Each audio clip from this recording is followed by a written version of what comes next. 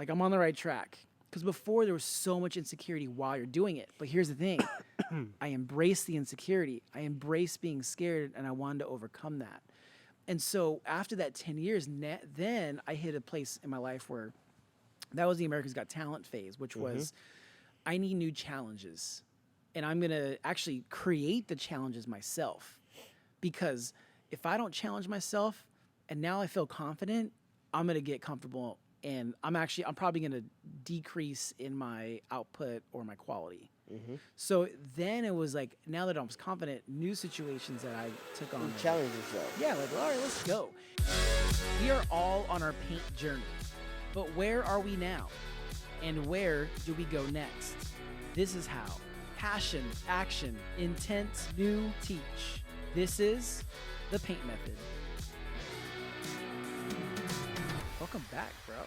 Yes, sir. Welcome back. We're here with Kicks. Do you prefer Kicks? Kicks is cool. Kicks I mean, I is- get it all over the place now, and it's. Yeah. I mean, that's kind of why. Yeah. It's just. I mean, simple to the point. Kickstradomis is pretty like, it's like an epic Yeah. name. Yeah. Usually when it's like events and stuff like that, yeah, Kickstradomis is what's there Yes. because it's like a powerful name, That's true. and it's always like, how'd you come up with that, right? But, Yeah. I mean, No, it just sounded dope. It does. It really did. does. Well, those of you watching or listening, welcome back to the Paint Method podcast. And, many people ask, when's the next episode? And I get these messages. And so we're going to be doing these more often. And I'm wanting to bring back a guest that I had a great time chatting with. We've hung out. And so I think, we're going to be doing more of these. But as you are watching or listening, the best way to support these podcasts to make sure that they just keep coming and coming is to, if you're watching on YouTube, to like, subscribe, leave a comment. Let us know what topics you want us to cover for artists, and also whatever audio platform you're listening to this on. Just hit the follow button and it will show up for you anytime we post a new episode. So thank you for being here. Kicks, man, it has been... We just looked it up. It was November, and now we're in March. It's been a while, so that's what? 5 months. 5 months. I feel like time is flying by faster and faster, and maybe that's just because I'm getting older. Does it feel like you that? also had a very busy 5 months. This is true. This is true. I mean, we're all busy. We have kids, families, but yeah, November right after that, end of that month, I went off on the first tour with Andrea Bocelli, which was pretty incredible. It's just still wild that to be a painter on tour, just that alone. And then two, a painter with a singer who is blind.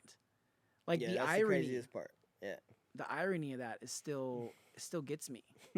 But It works. it is working, and I'm so sure it was magical, bro. I'm sure it felt crazy, like being there.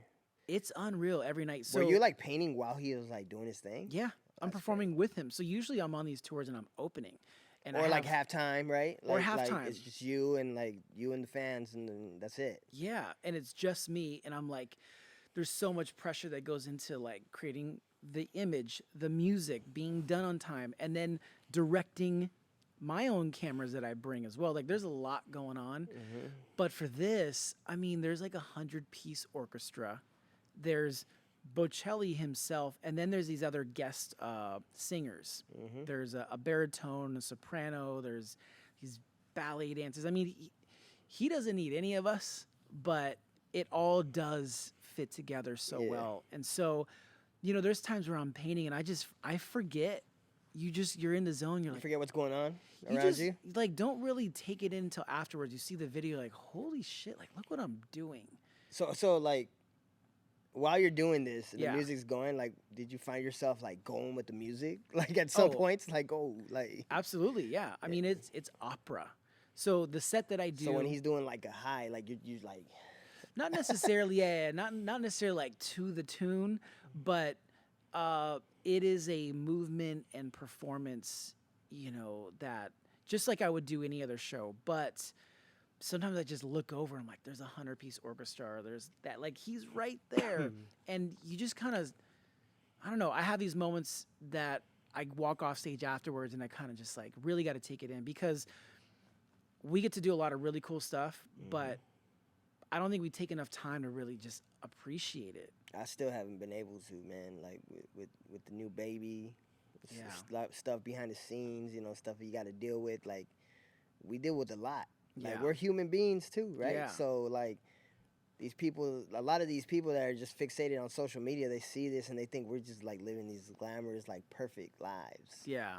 Nah. Well, I think people forget though too that on social media, like we also share what we want to share. Like I'm not gonna share like my movements throughout my day. Yeah, if I'm having a bad day, I'm not gonna share that. Yeah, or like, even or like even just like real time. Like I'm at this place right now, unless I'm scheduled to be there. But you know, social media is a great tool, but also getting older and being more responsible with it, and not and knowing what not to share is as yeah, important.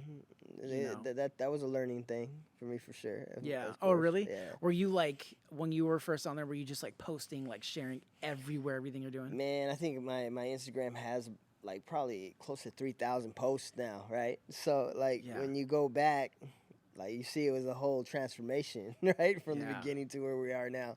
Yeah.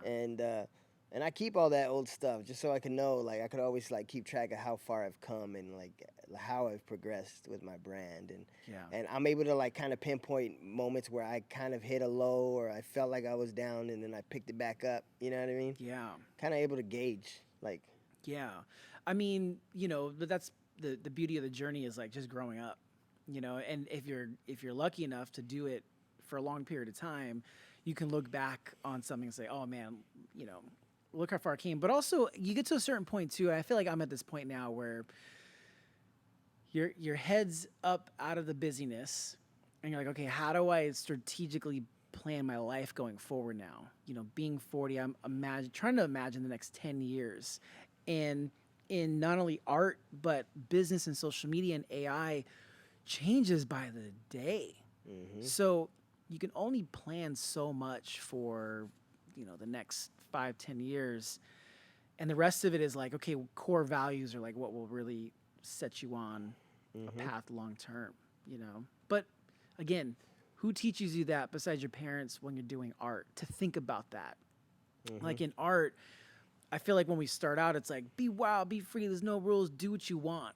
Mm-hmm. And then you start to become successful and you're like, oh shit, I can't do what I want. It's like, I mean, I got bills now. You know what I'm saying? I got Yeah. responsibilities, family, Yeah. all that. Yeah. I mean, beyond. I mean, relationships, like people that you're trying to grow with as well, and like Mm-hmm. plugging into them. So there's a lot more to it. But, I've been gone in and out traveling the last 5 months. What's been like projects that you've been working on the last 5 months that you've been excited about, or? Man, I've been able to really channel and like focus on my canvas art, bro, my fine art stuff like that. Yeah. I think I spoke on it before, but like for the longest time, I was just put in this box by companies and everybody where, like, I was just the shoe guy, the shoe Mhm. painter guy. Yeah. Not even sometimes it wasn't even like, oh, he's an artist. It was just like, oh, he's the guy that paints shoes, Mm. right? Yeah. Um, it did like catapult my brand and my name and my art and like really set me on this path that I'm on now. But to a certain point, like right after I guess I would say COVID, a lot of the sneaker stuff kind of died down because everything changed. The Yeah. dynamic of everything changed, right? And I had to like focus up, figure out what else am I gonna do with my art. Like, Mhm. what else can I do to keep this going, right? And I just went back to my roots, man. And I haven't been happier with my work and doing what I do than I have in these past few months because I'm really able to dig deep and put it all out on the canvas. And it all started really because I was doing it a little bit, but like when we did our collab, Yeah. and That after Stitch that, collab. Yeah. yeah, I was Which is now showing where? at the Galleria in Yeah. Roseville, Yeah. right across from Gucci and Louis Vuitton, Yeah. bro. So it's like That's dope. right there, and it's actually in the front window now. Like they put it Okay. right in the front window, That's and I dope. have a few of my other pieces in there. So it's been getting a lot of love, by the way. But I when we put it up there, I was able to like sit down for a little bit, and I see people coming up to this window and seeing my work, and it's a different feeling. I mean, I'm sure you know what I'm talking about. Like, Yeah. especially like when they don't know the guy that painted is like sitting right there, and I'm Yeah. able to like see these interactions organically. Like, it's really cool. And I think too, though, not only that, but when you put a lot of stuff out online and you see comments, like you forget sometimes that there's actually people behind it. So when you're there with it, with the painting, and you can see their reactions in person, it hits different. It does. Like for example, being on this tour, I just perform for one set. I literally go do my set. I go backstage. We're backstage all the time, Hmm. and it just feels like this with everyone. Like we're just sitting down talking. And then we were in Philadelphia, Hmm. and we had some friends that were visiting. So I was like, "Oh, look, let's go to the concourse of the arena and Hmm. let's go meet them." And like, I have no problem. I'm not thinking I need anyone with me, so I just bring my tour manager, and we just start walking in the concourse, and it's intermission right now, so everyone is out, Hmm. and we're walking, and people are just like clapping. And I'm looking around. I'm like, I'm just, I feel like me, David, the painter from Sacramento, but Hmm. it to them they had they were showing love, and it's like you really forget that sometimes. And so I remember going back downstage afterwards, and I went to my tour manager. I'm like, I guess people are paying attention. That's good to know that they're Yeah. actually watching it. So it's so good to just get that real life feedback. It's so needed to one to just make you feel good about what you're doing, but two, am I on the right track? Am I just making directions? So you being there at the gallery and one getting that real time feedback, whether you're there or the gallery's like, yo, this is getting a lot of love. You're like, I'm on the right track, and Oh then you can yeah, add man. some I to mean, it. it's crazy. But that's kind of like what drives us, right? As Mm-hmm. artists, is knowing that our stuff's appreciated, Mm-hmm. right? I mean, if a bunch of people were like, "Yo, that looks like shit," like, how am I gonna feel? Like, and I've been able to like really maneuver around that at this point in my career. Mm-hmm. But before, like when I was just starting in like the first few years, all that got to me, right? Which part? Like the negativity, the people that they don't understand what goes into this, or they don't care. They don't have their comments don't have consequences, right? Like it's Yeah. just like whatever. Like, oh, that looks like shit. You should quit. You know what I'm Yeah. saying? Like consistently, like it was happening, bro, and Yeah. like Because you didn't feel like equipped, like you didn't really feel how you knew how to handle it. yeah, um, I feel like I had blown up pretty fast. Mm-hmm. Um, so it's like I skipped a lot of steps, But right? if you were to imagine, what steps do you think you skipped if you were to look at it through that lens? And maybe Um, someone who wants to blow it fast, you're like, hold up. However you get popular, don't miss this part. And what do you think that was to you? I think it's like anything, bro. I mean, in anything that's art, whether it be us as artists or music performers like rappers, singers, anything that you do as a performance. Mm-hmm. Um, when you blow up too fast, like everything's hitting you like 1,000 miles per hour. You know what I'm Yeah. saying? Compared to being able, like, let's say I blew up in 5 years compared to like the 2 years that it took for me to just boom, like, Mm-hmm. and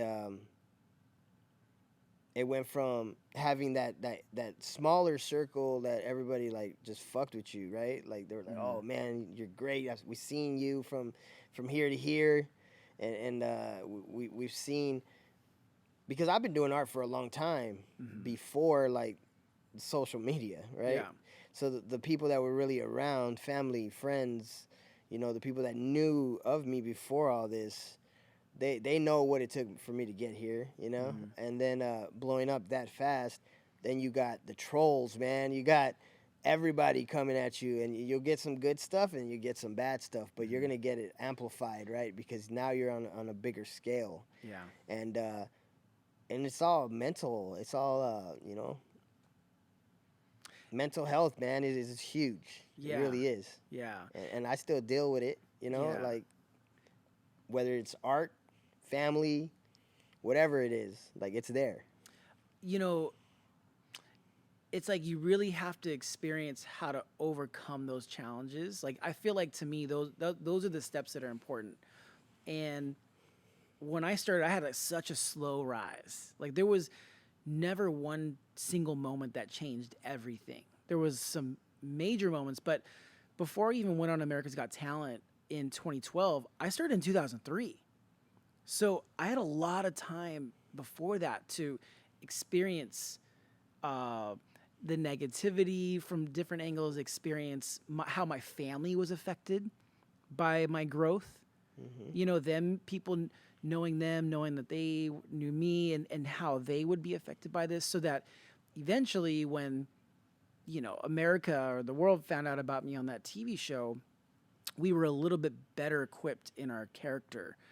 And it's such an important part of just growing. You know, eventually becoming a successful artist, unfortunately, part of that is a lot of people knowing who you are, because you have to grow the base, because there's a percentage that actually collects and converts into sales. So with that, though, there's a larger percentage of people that just know you, and you've got to feel that energy. Mm-hmm. And it's not something that comes natural to a lot of artists. Most artists are introverts. Let's be honest. I'm a performer, but I can put on a show. I'm naturally like, at the end of the day, Laid back, I just chilling. want to sit on my little Costco pod. I bought these, like, it's like a human dog bed that we got for our house. I want to just chill there, and I want to just watch TV at the end of the day. And that's me, man. Yeah. Like we gotta turn it on, right? When the camera's on, you gotta turn it on. Yeah. But when the camera turns off, everything goes back to what it is, you know? Yeah. All your problems or whatever's going on is right there waiting for you as soon as you turn it off, right? Yeah. So There's definitely an art, though, too, to compartmentalizing, and that can get unhealthy as well. So, for example, throughout my journey, I've had to deal with a lot of different family stuff, relationship stuff, and I still have to go on stage because I'm doing 100 shows a year. But life is still going on, so I've got to turn it off. Unfortunately for me, for many years, I never went and opened up those compartments again after I put them off to the side. And so I would say maybe 2017, early 2017, I started doing therapy on my own because I needed to unpack a lot of these boxes. And I'm so glad I did, because I didn't realize that that's what I was doing. I was just pushing stuff off to the side, doing the mm-hmm. show, turning it on, but never addressing as much as I needed to. And so now it's just all like living together. Yeah. I'm just, as I'm here now, I'm still also that person that has to, make sure that I deal with those hardships on my own as well. Mm-hmm. Eventually after this. So Yep. it's a never ending thing. But like, again, ultimately goes back to like, that's what builds character. That's what eventually you can teach people on how to overcome those obstacles, Yep. because you're going through it. If you're in it, it's almost like, okay, great. I get to be in this moment now where I get to learn, I get to grow. Mm-hmm. You like accept it. Yeah, exactly, man. I mean, And I'll add to that too, not to go into too much detail, but in the summer last year, I went through some crazy stuff, and as I was going through it, I was literally like, okay, this is my moment to learn. Like, and I was in it with that perspective of, I now get to grow through this, and every step, I just looked at it like, whatever I go through, I get to teach someone how to overcome their obstacle later. yep. So Yeah, man. I mean, we're never gonna stop learning, yeah, right? There's always gonna be obstacles, yeah, and I mean, from what I've gone through when I was little to Mhm. where I'm at now, and still rolling with it, man. Like, yeah, it's a lot. Like, even had my little cousins tell me, like, "Yo, man, you've been through so much, and for you to be where you're at right now is crazy. Like, yeah. it's crazy." I'm curious, what are the comments that you get now that you're like you have to respond to that one where like it does get to you? Because Um, I know the ones that get to me and I respond, but like for you, and I'll share mine. But what are the ones that, if someone says this, you're like, look, I can't just walk away from this. I have to say something. you know what? I haven't had one in a while, but it just has to be really obnoxious, bro. Mm-hmm. Like just straight. You can tell when somebody's really reaching, right? Like it could be somebody saying, "Oh, that looks like shit." Okay, whatever. But like they have to really be reaching. Like they like usually people like that really know what they're doing, right? They're Mm-hmm. they're, they're trying to get deeper than just talk shit. Is trying to get into your head. Yeah. And I see it all the time on different people's posts for sure. Because I mean, I scroll too, Yeah. and I'll see comments. I like to look at comments. I like to see all that. But when that figure, that social figure, is responding to something, you could tell Mm-hmm. when it like hit a nerve or something. You know Yeah. what I mean? That you could tell. So Man, I'll tell you the ones that get to me very specifically, and I'm probably just opening myself up now for people to say this, but it's because when people come to me and say, "Hey, you're stealing what Denny Dent did." Now, Denny Dent was the very first performance painter, and before social media, again, from 2003 to 2012, before the world knew who I was, every single show that I would do, I would explain it to the audience that there was a moment where I saw a Denny Dent painting. Had no idea who he was, but he put together all my life passions. I would talk about him on stage all the time. And so when people find out about me 20 years later, after I've already started and talked about this time and time again, you can find it on the internet, me talking about him and giving him the praise. Uh, they're still like bring it up, and I'm like, I have to respond sometimes, and I say, look, when Denny Dent was doing it, there was already a handful of people who were successful at this, even though he started it. And guess what? After him, after me, it's gonna keep growing. there's a bunch of them. There's a bunch of amazing performance painters out there. Yes, You know, yeah, and not only that, like art in general, man. Like yeah, people have been painting for decades, for centuries.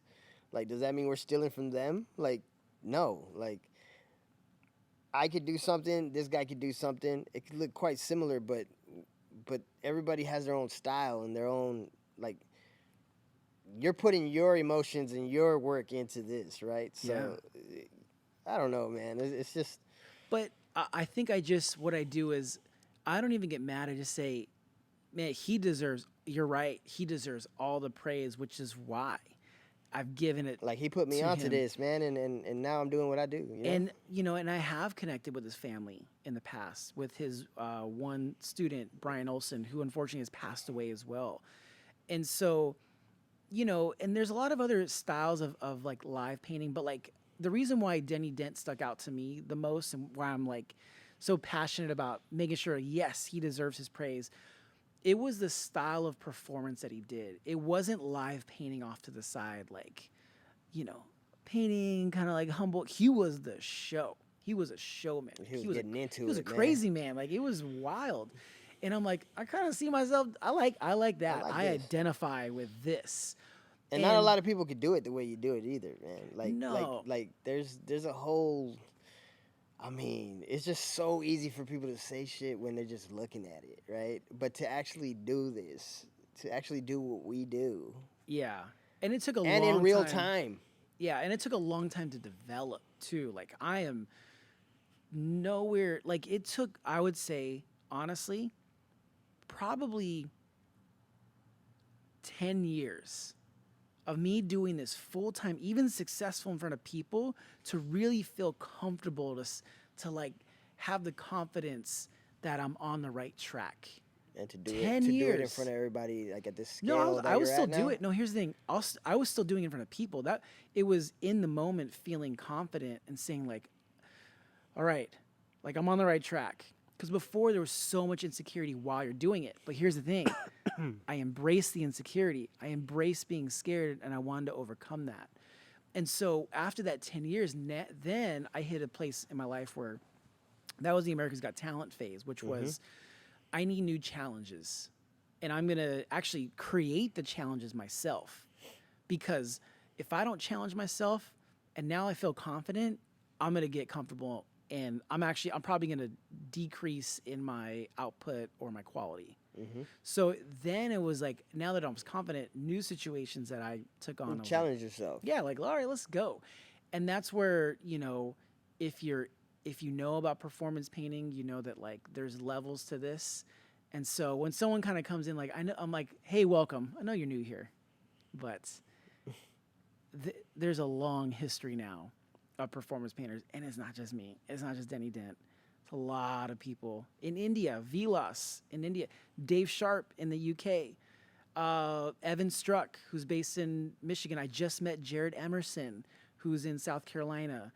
I mean, dude, the list goes on. I started painting shoes, like customizing shoes, because I saw a post of some guy. I don't even know who it was, bro, but he was doing work on Chucks. Mm, So shout out to that guy. yeah, You know, because yeah, of that guy, I paved my way, yeah, and now I'm here.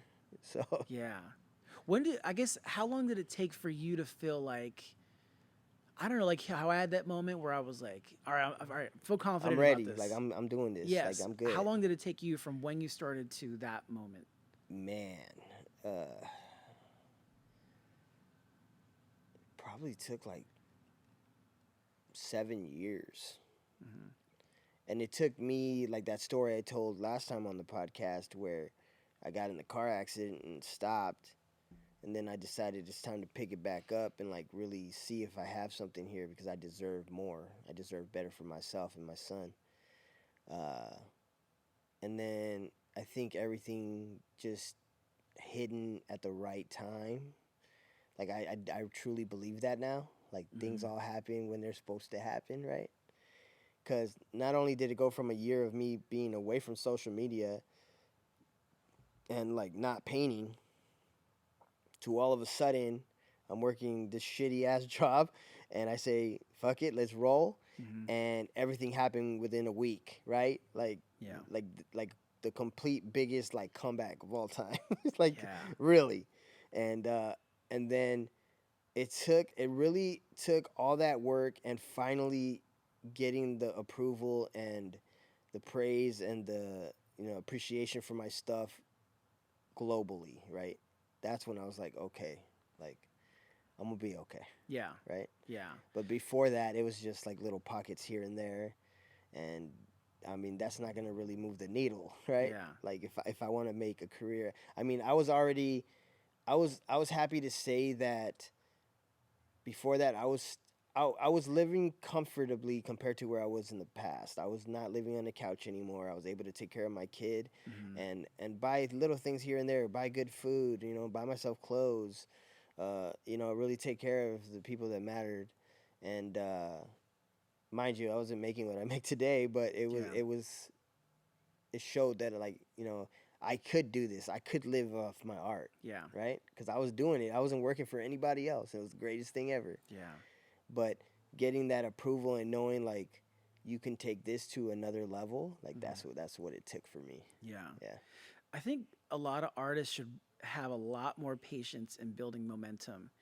And it happens at different paces for all of us, but it's required.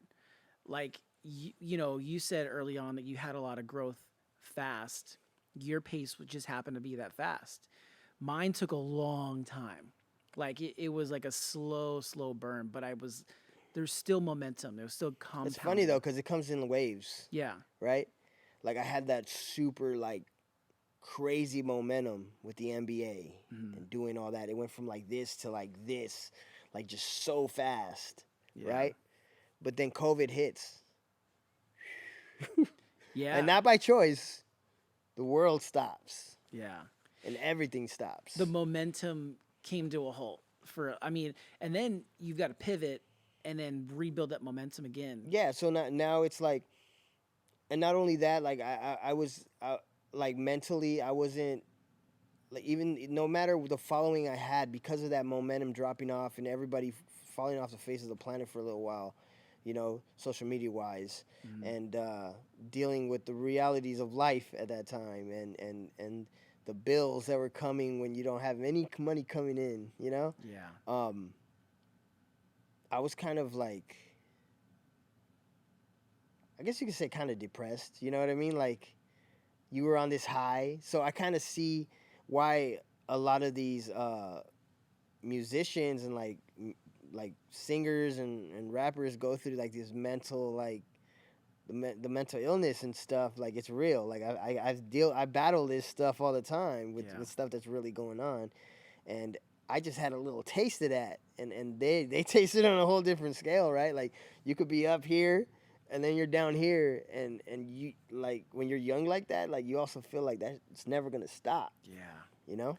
Oh, it can stop. You Mm-hmm. know, it can stop, and you know, there's a lot of other layers to that too, of like what you still have to deal with. So, say if your momentum stopping, there's maybe in your your sales or the success of the business, but there's other things that don't slow down, and that's like an art that has to be learned by going through it. Like for example, you know, you attract a certain friend group as you grow and become successful, and that friend group is attracted to being around you for certain things besides just who you are. So when those things go away, there's still an expectation from them as well of like what comes with you, what comes with your situation. And I had to pull back a lot. It was almost like COVID was like a social detox for me, where I got to step back and one like reprioritize a lot of things in my life, and then but most importantly reprioritize relationships and what that exchange was between me and certain people in my life. And you know, fast forward to today now, and I feel like I feel so much more free from feeling like I have to show up in certain social circles now. And it was only because of that huge break. You know, it was like there was a pandemic that came in and said like the world stopped, and if it wasn't for that, I would have just kept going. I would have Mm-hmm. just been like, oh, show up for whatever I needed to, whatever event or person, when I wasn't giving the energy to the things that were really important to me, like this, like sitting down and developing the podcast or developing the education stuff that I'm doing now. And so it's just I just feel so much more clear from clearing out a lot of the social aspects. You know, staying with you. There's some real ones that are still there. Some friends that I've lifetime friends, Mm-hmm. and there's some new friends too. But it's just reprioritized to a new lens that is uh, much more clear and focused. You know, Absolutely, man. yeah. It's life. Yeah, man. So I wanted to catch up with you. You know, it's always fun to hang, whether we're here or talking offline. And we're gonna paint today. We're gonna do Oh another yeah. painting. But there were these articles that I saw pop up on social media. And I was like, man, we got to talk about these. And so I'm curious, like your thoughts. I'll read it. I'll read some of these.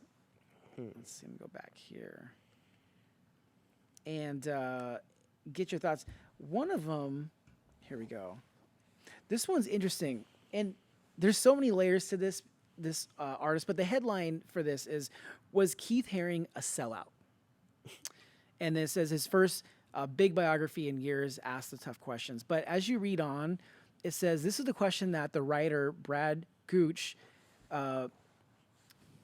talks about in the new Keith Haring biography, Radiant, the life and line of Keith Haring. And so it says this is the line. Here, Gooch makes the case that Haring's art was conceptualism masquerading as capitalism. So we've seen other cases like this, artists where, say, like Andy Warhol, where he'll say, I'm conceptualizing the soup can, but it's this person would say it's masquerading as capitalism.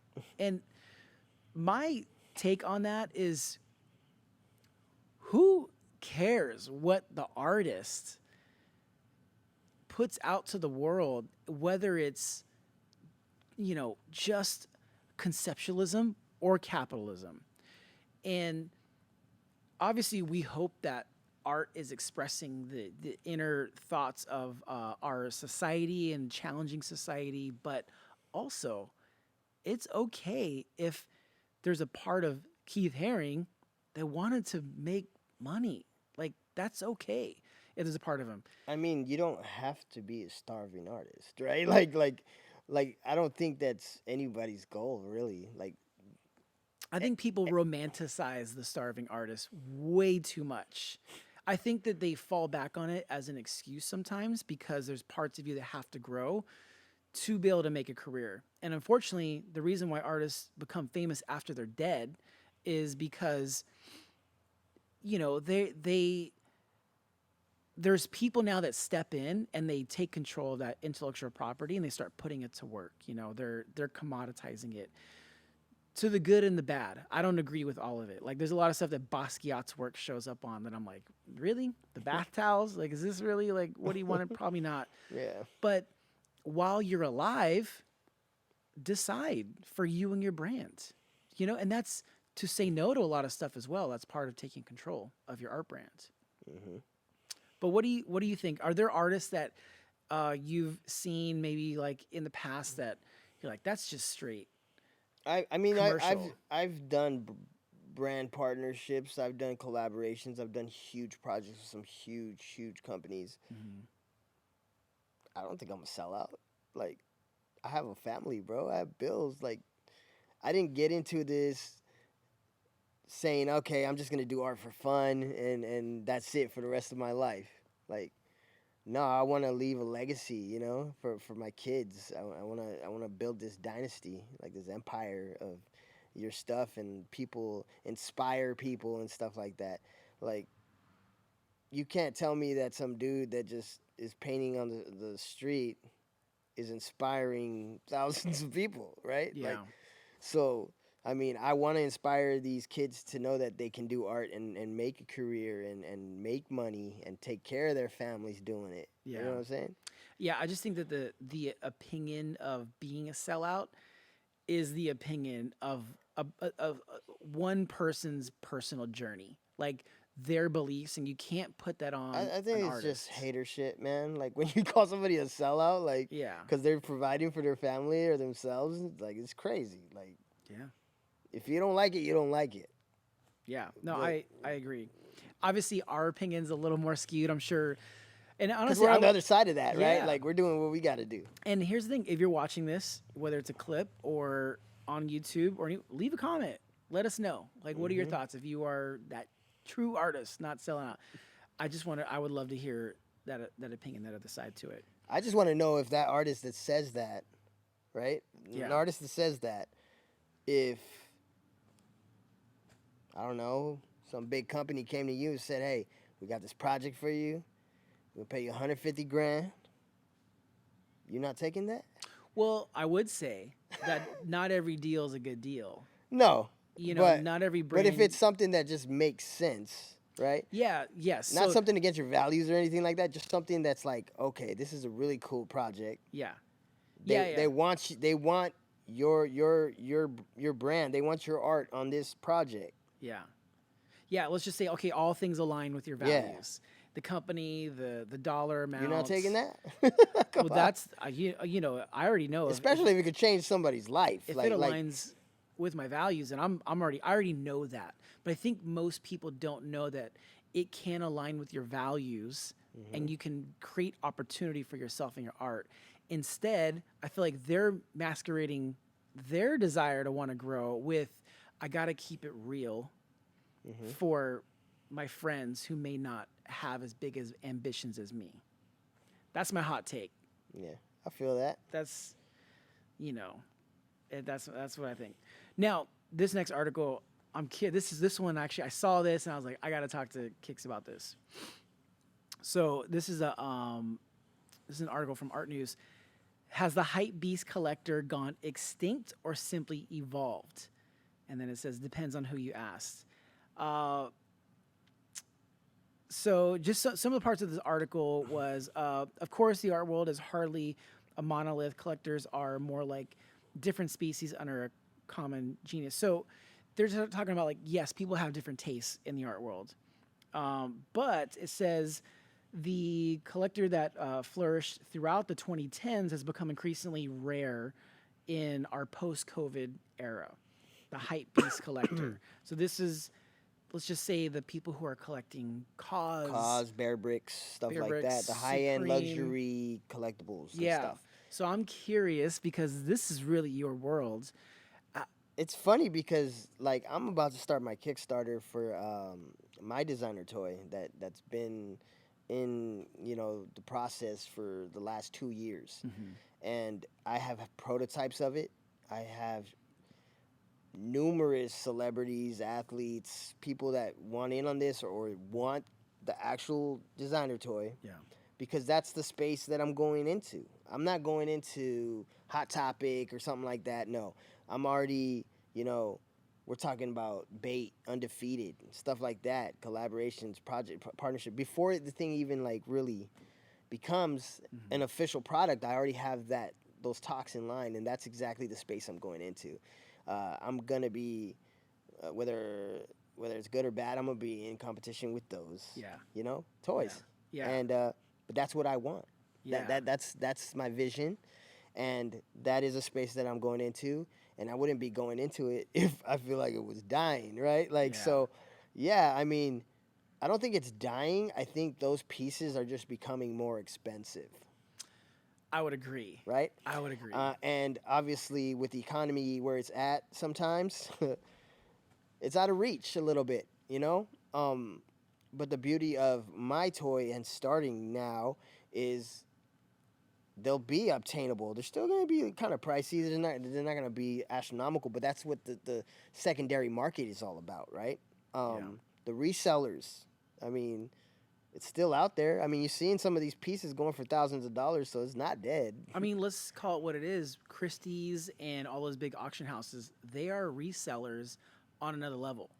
The Hmm. artist isn't seeing that money. I just saw a video of this Basquiat being sold. It started off at like, kind of 10 million. It went up to like 90. Mm. And they're just saying like another million at a time, 1 million at a time. And they're doing the same. They're benefiting from the resale. And you're right. It is at the point where even for billionaires, it's like it's another level of expensive. And so I think that the evolution part of it is what are newer artists in that hype beast collectible world creating. Hmm. You're creating your collectible to add to that world. And so I think that I think it is evolving, and it's just making space for more creators, more people to kind of add in. Not everyone's going to be a Supreme. Not everyone's going to be a Cause. I think it's great to shoot for it because you can see what's possible, but you can still have a really successful I also collectible think like line. manifestation is real now. Like Yeah. I'm starting to like really see that, How right? so? I was never like that guy, right? Like that's like, oh, I'm gonna manifest this, and like I've to this day, like I just go with the flow, and for some weird reason, like Hmm. everything just happens at the right time, right? Happens at the right time for me, Yeah. and but now it's like if you really want it and you say it, you think it enough, you know, you can do it. Like you really can, right? Yeah. And that's the whole thing for me with my designer toys. Like I'm gonna manifest it. Like this is gonna be the next big thing, bro. Yeah. Like this is gonna be it. Yeah. You know? No, there's I'll share it with you off of this, but there's a project that I've been working on the past God, maybe 4 years now.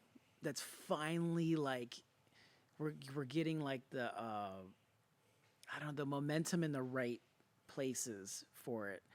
And it's the same thing, and now it's like, okay, now I can see the momentum, and I'm starting to do the same thing with this particular project. Like I'm trying to manifest what it could be on the next level, and mine, I think the way that I try to manifest is like, as long as it inspires my action in those little moments where like I want to take a nap or I want to just watch a movie on a plane, but I end up working a little bit more on that project just to make sure that the manifestation is spurring the action in the little moments, like the moments where I would normally routine sit on my human dog bed at home, Mm-hmm. or Costco pods.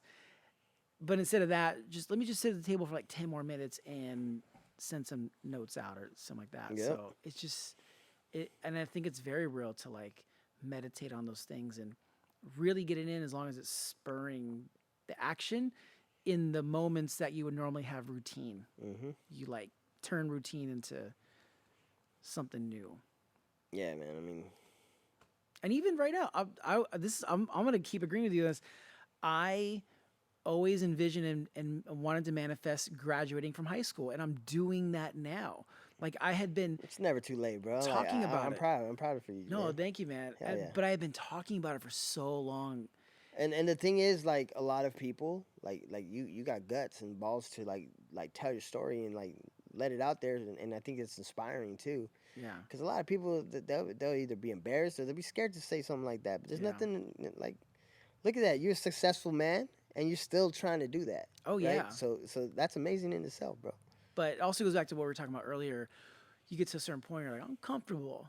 Like, I man, I fuck it, dude. I'm gonna do I this. need a new challenge to like wake me up. That's how I need to feel alive. So, keep manifesting, bro. I can't wait to see the toy. Do you have designs? Oh, we're gonna do some stuff together with All the right. toy. Don't even trip. All right. This is another interesting article Hey, on from. my next one, I think we're coming here Friday again too, huh? Yes, actually, we need to shift that day. I'll talk to you Okay, about if we it. shift it, I'll bring the prototype. Okay, cool. Yeah. That's cool. So I have another article from Hypebeast.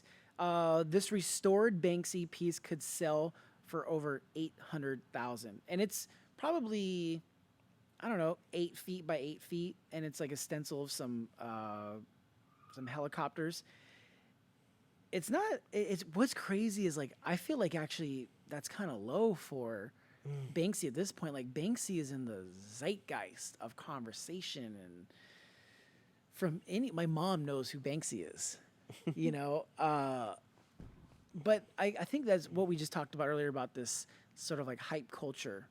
This is someone who his identity is. I'm still like amazed at the fact nobody knows what this guy looks like. I feel like people do, but maybe they're just playing along with the mystique of it. Like Somebody has to know who this guy is. I Like think there's somebody, his circle, or whatever. Somebody, the people know who the this guy people is. that benefit from him know for sure. Yeah.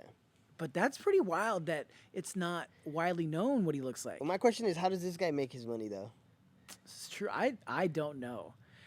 This is my guess. People are selling your stuff, but like, This is my guess on how Banksy makes his money is I think that his intellectual property is attached to some sort of trust. So his identity is masked in that. And I think he does license books that have his work and other like licensed products with Banksy stuff so on how it. do these people know who to reach out to? Like, if this guy's a mystery man. He could have an attorney.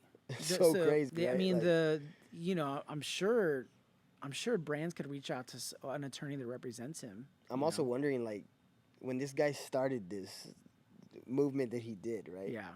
Like, was that even in your mind? Like, did you know? Like, you don't know that it's about to blow up the way it does, right? Well, So how are you planning for this? Like, when it happens? Like, So in graffiti identity, when you're first doing it, you do want to stay anonymous because it's illegal, and once people find out who you are, they're gonna come after you to pay the fines. And so I think it started off originally maybe like that, which was like, look, I'm just gonna put this art out, stencil art that turned into these like social commentary messages.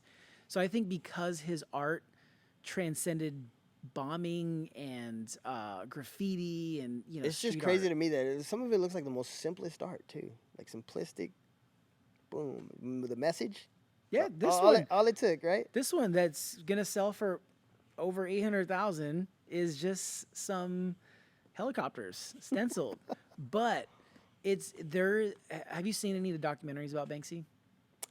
No, man. I actually need to. I'm pretty sure. There's one Some I would highly powerful stuff. recommend. It's where he does a quote unquote residency in New York City, and I think it's like every day for so many days he was putting stuff out. So somebody would come in and put it up for him. Yeah, or him. Who knows? It just showed up, and then what he would do is he would post it on his official channels, so people knew that was his. One of the things he did was he sold his art at some art fair for like $5 a piece, like super cheap, and Imagine some the people resale bought it. value on that. People bought it. There was stuff he was doing, but the reason why I think you should watch it is they share about like the message behind the pieces of art, and it was like like there's some really deep thought that go into these stencils, this imagery. So I don't think it necessarily is about how he makes it. It's really comes back to message. the message. Yeah. Absolutely. So I think 800,000 is low. for someone who will be forever known for this, How his about that art. crazy shit when they sold one and they like shredded it? Oh, that's That was brilliant. crazy. It went up in value. Yeah. After it shredded, it went up in value. It was just crazy. So, It's bananas, right? Like, wow. Like, but who would they? I guess that's. but the not thing. only that forced that to go even more viral, right? Like, Yes. once that happened, it's just like, what? Yeah, I think that's what I admire. You could is sell the every risk. shred, bro. But I admire the risk of that, of like, all right, I'm gonna trigger the shred, a piece of art, and And how much was it purchased for? Because it was a ridiculous amount. it was definitely over $1 million for Yeah. sure.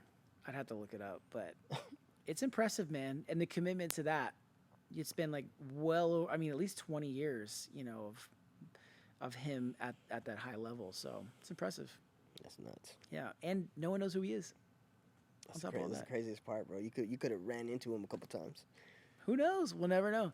There's some great theories, like conspiracy theories, about who he is and who he could be. Really? And there's a band from the UK that was on tour, and his art pieces were showing up around times where this band was in cities on tour. So they thought it would be like one of the singer or something, somebody on the band. They thought he was a band member, and I think it was debunked, but it was a pretty plausible theory. I was pretty. It impressed. literally could be anybody, bro. It could. It could. And I honestly, I don't think we'll ever know. No. I'm okay with that though. I can still sleep at night. Yeah, it's pretty dope though. Yeah. Man, do you want to throw in any other things that you've seen recently on social or content that we should check out? Or Man, dude, ever since it's crazy how the algorithm works on the social media on Instagram. Yeah. Cause now that I'm doing like more like of my fine art, like the luxury stuff, the toys and all that, now like my feed is just blown up with this stuff. Really? And it's great too because I think some of the artists that you follow, I follow, and they follow me now, and I've talked to a few of these guys. Yeah. Some of them happen to be here in Sacramento, so it's like, why are we not all in the same circle, really? right? Yeah. Like who? Nick Hart, I think he does the textured like with resin and like canvases, but it's just like textured weird sculpt stuff, bro. Okay. Like, and it looks amazing, right? That's and this dope. guy's here in Sacramento. Wow. And You reached out? yeah, like I started liking his stuff, and then he followed me, and I followed back, and I was like, "Yo, man, what's up? You're in Sacramento? Like, we should link sometime." That's dope. He's like, "I'm down." And then there's that other guy, Jay Mizu. Like, I think you've seen his stuff. He does more like it looks like anime styled, like Probably it sounds really familiar. like it's like pastel colors type stuff, and he does all this detail work and beautiful stuff. But like all these other artists that I'm able to talk to, and this is like a circle that I've never really been in, right? Mm-hmm. Like the sneaker custom world is very, very, very saturated, and like a lot of toxicity in that world, which I'm sure there is in this stuff too, right? Like any world. Like I think a lot of it too goes like everybody has different egos. Like I don't mind helping other artists like grow or use my platform. It now in this world is like if they're genuine, right? Like now I have to be able to read people more because I used to do it a lot in the beginning when I was blowing up. Yeah. And those people were just, they were just riding the coattails till it was ready to let go. Yeah. Or till I was like, you know what, I got to focus on myself now. And then they were like, man, fuck you then, you know? Yeah. But now it's like, it's really cool to like see these other artists that they're successful and they're paving their own ways in different art forms. And I'm able to like talk to these guys and like I really like could sit down and be like, yeah, I admire this guy's work. This guy's work is sick. Yeah. You know? By the way, as you were saying that, there's a podcast I just listened to yesterday. I'm going to look it up right now. So it's the podcast is called Diary of a CEO. And the guest that he had on there, so his name is Stephen Bartlett. That's whose podcast it is. And then he had this person on there. I'm looking up. Robert Greene is the author. He's a New York Times best-selling author. He wrote The 48 Laws of Power, The Art of Seduction, and The 33 Strategies of War. and some other books. But he talked about they have this whole section they talk about like learning how to read people better. I highly recommend it. There's a lot of great stuff in that podcast, but that specific section about reading people, and I think it's underrated to be able to pick up on that skill, you know. And he's saying It's hard, man. I still like battle it sometimes because people are really good, man, at hiding sometimes, like, you know, in Yeah. plain sight. Yeah. So, you got to protect your image, your brand. You got to protect everything that you worked hard for. I mean, I'm sure you know. Yeah. You know, so. I've seen every side of it. I think the hardest thing about that is, and I may sound a little naive saying this, but as you grow as an artist, you're like a big kid, and you see the good intent and good in the world all the time. I just want to create. You meet people you connect with, and you connect with them on that same, like, big kid spiritual level. And not everyone thinks like that. There are people who are out to get you, and you have to accept that at some point. And I think accepting that does not mean that you're less of an artist or less vulnerable to create. It's just another tool in the tool belt of being human, you know, that you have to like learn and embrace. It sucks, but unfortunately, a lot of hard lessons that I've learned in the past were due to me embracing too much of this like naive Trusting too young much, right? artist. Like, yeah, like I'm just an artist, and they care like, about. oh, Nope. it sounds good. Let's run with it. No. You know? Yeah, That's what it was. Yeah, yeah, Oh, this is gonna change my life. Let's do it. yeah, yeah. I mean, yeah, I can go. I'll share more stories off, but man, I appreciate you coming back. We're gonna do this again. Yes, we are. And also, those of you who are watching on YouTube, again, let us know down below in the comments what are topics as artists that you want to know more of. We're going to read it. We're going to respond to those. Make sure that we talk about those as topics. And also, if you're listening to this on any audio platform, just hit the follow button so that you get notified the next time we post a new episode. So this is the Paint Method. Thank you for joining, Kicks. Yes, sir. And also, again, where can people find you across social media? Man, everything is at Kickstradomis, man. That's it. It's real simple. On YouTube, it's Kickstradomis TV, but everything else is just at Kickstradomis. Yeah. And yeah, man, the next time I'm on here, I'll make sure to bring that designer Tosa so you and everybody else can see what we're get a little on. preview. Yeah, man. All right, look out for that. All right, man. Peace.